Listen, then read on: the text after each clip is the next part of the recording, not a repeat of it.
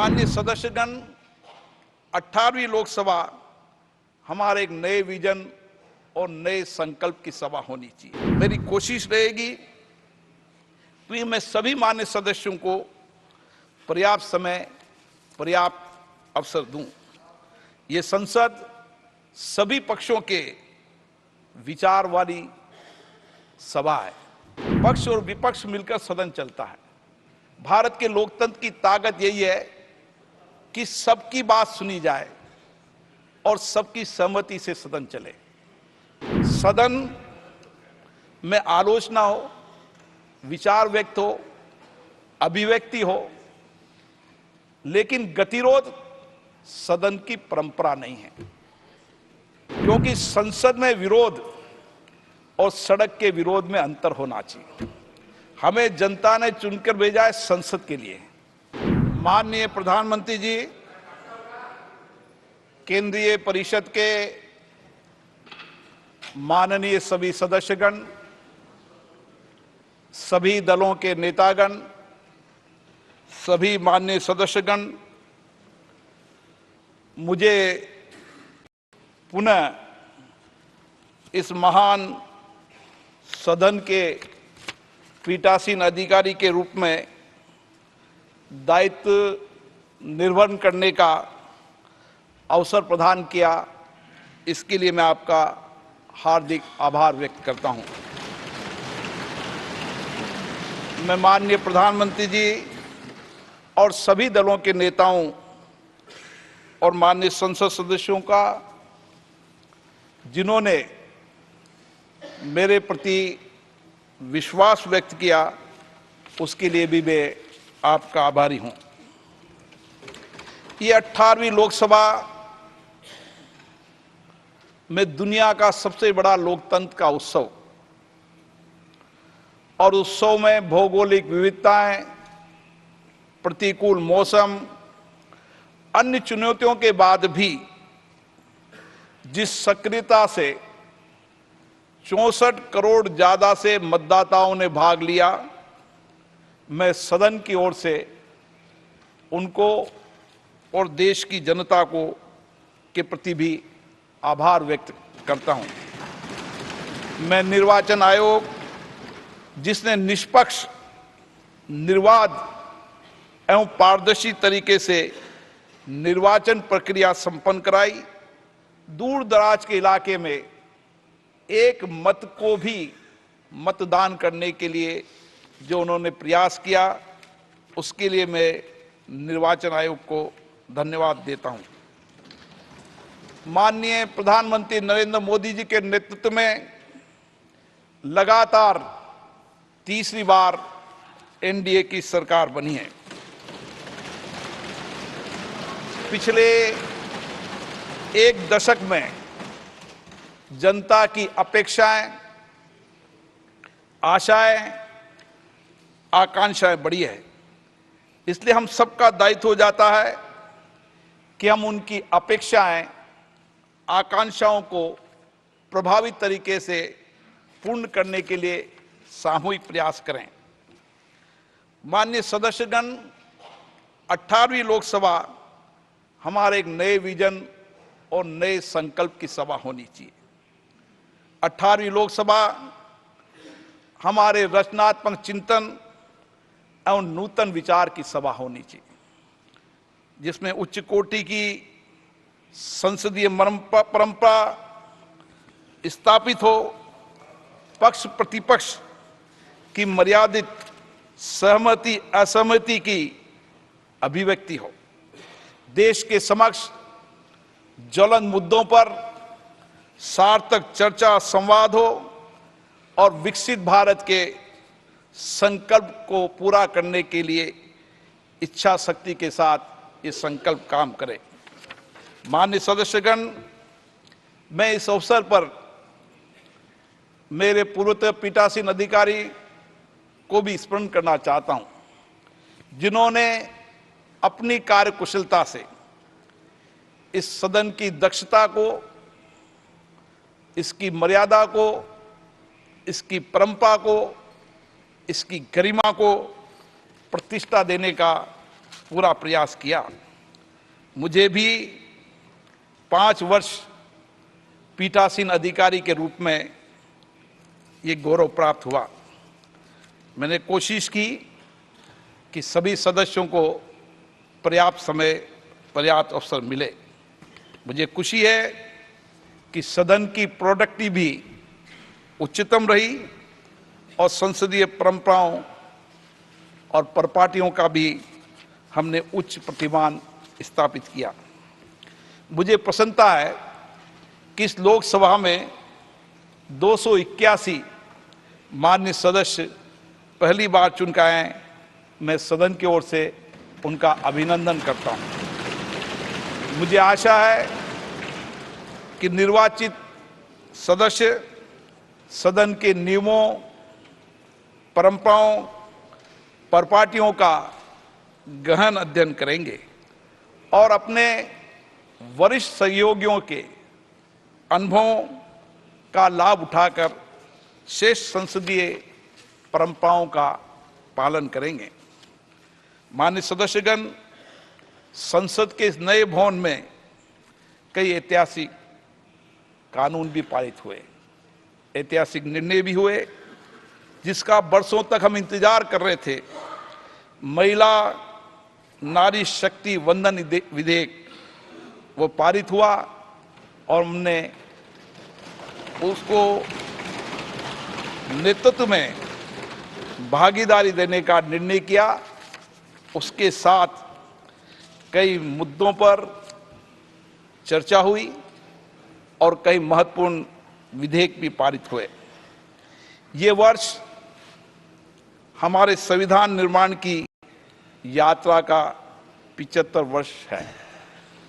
मैं संविधान निर्माण में भूमिका निभाने वाले उन सभी मनीषियों को नमन करता हूं जिन्होंने दलगत भावनाओं से, निजी विचारधाराओं से ऊपर उठकर प्रत्येक बिंदु पर गहन अध्ययन, विचार विमर्श, चर्चा, संवाद कर एक ऐसा संविधान बनाया जो आज भी हमारा मार्गदर्शक है। मैं आप सभी से आग्रह करना चाहता हूं कि 18वीं लोकसभा में भी हम महान संविधान निर्माताओं को स्मरण करते हुए राष्ट्र हित में, लोक कल्याण में ऐसी नीतियां बनाएं, ऐसे कानून बनाएं जिससे समाज के शोषित, पीड़ित, वंचित वर्ग का उत्थान हो सके और अंतिम व्यक्ति के जीवन में सामाजिक, आर्थिक कल्याण हो सके। मैं इस अवसर पर माननीय प्रधानमंत्री जी को का धन्यवाद देना चाहता हूं, आभार व्यक्त करना चाहता हूं, जिनके मार्गदर्शन में इस दशक के अंदर संविधान दिवस मनाने की श्रेष्ठ परंपरा शुरू हुई। संविधान पर चर्चा हुई, डिबेट हुई और साथ के साथ माननीय प्रधानमंत्री जी ने पीठासीन अधिकारियों में सभी राज्य के पीठासीन अधिकारियों को कहा कि वह अपने अपने राज्य में नो योर कॉन्स्टिट्यूशन, हमारी युवा पीढ़ी संविधान को जाने, संविधान को समझे और संवैधानिक कर्तव्यों को और दायित्वों को निभाते हुए देश के विकास में सक्रिय योगदान दे। मेरी कोशिश रहेगी कि मैं सभी मान्य सदस्यों को पर्याप्त समय, पर्याप्त अवसर दूं। ये संसद सभी पक्षों के विचार वाली सभा है। सभी पक्षों के विचार यहां पर आने चाहिए। सहमति, असहमति हमारे लोकतंत्र की ताकत है। हम अलग अलग विचारधारा से चुनकर आते हैं, लेकिन विचारधाराओं के बाद भी देश सबसे सर्वोपरि है। मुझे आशा है कि अपने अपने दल की विचारधारा और जिन मुद्दों पर असहमति होगी, आप जोर से असहमति व्यक्त करेंगे। जहां पर आपको विधेयक पर सकारात्मक रूप से चर्चा करते समय सुझाव देंगे, सरकार से भी अपेक्षा रहेगी मेरी कि उन सुझावों को शामिल करें। पक्ष और विपक्ष मिलकर सदन चलता है। भारत के लोकतंत्र की ताकत यही है कि सबकी बात सुनी जाए और सबकी सहमति से सदन चले। मेरी अपेक्षा रहेगी कि मैं सबकी सहमति से सदन चलाऊं, एक दल का व्यक्ति हो उसको भी पर्याप्त समय पर्याप्त अवसर मिले, क्योंकि देश की जनता ने उनको चुनकर भेजा है। और मैंने कोशिश की पिछले कार्यकाल में कि पहले सत्र में सभी मान्य सदस्यों को बोलने का अवसर दिया। जो मान्य सदस्य नहीं बोलना चाहते थे उनको भी आग्रहपूर्वक बुलाया और उन्होंने अपनी बात को रखी। मैं कोशिश करूंगा कि उसी भावनाओं से आप सबका मत विचार सदन में आए और मैं निष्पक्ष रूप से सदन का संचालन कर सकूं। लेकिन मेरी अपेक्षा रहेगी कि निर्बाध रूप से सदन चले, ये मेरी आपसे अपेक्षा रहेगी। हम सब लोग यहां पर चुनकर आते हैं और जनता की बहुत अपेक्षाओं से चुनकर आते हैं। इसलिए मैं बार बार आग्रह करता हूं कि सदन में गतिरोध नहीं होना चाहिए।